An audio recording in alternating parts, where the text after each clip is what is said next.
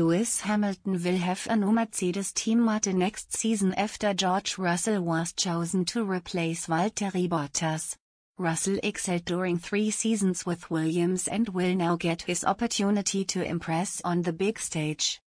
Russell has been on the Mercedes books since 2017 after the Silver Arrows spotted his potential and signed him up as a junior driver. He has gained essential experience during his stint with Williams and claimed his only podium at last year's rain-soaked Belgium Grand Prix as he finished second after the contest lasted just 1 lap. And he will now be under pressure to grab a podium finish every time he races thanks to the dominance of the Mercedes cars.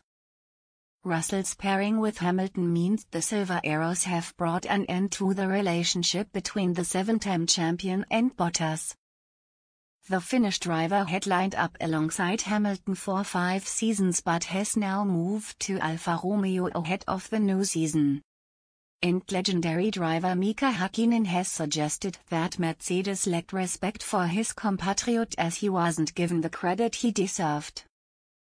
Valtteri is a great team player and driver, he told Suomi F1.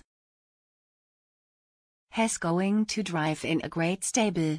However, he will not fight for similar investments compared to Mercedes time.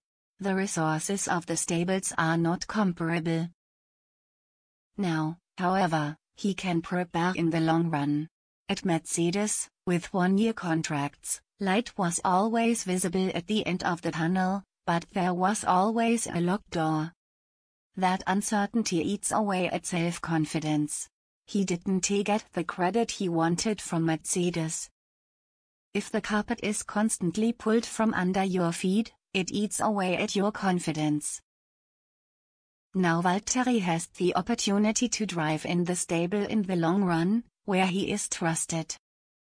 Bottas finished third in the 2021 Drivers' Championship after picking up 226 points over the course of the season.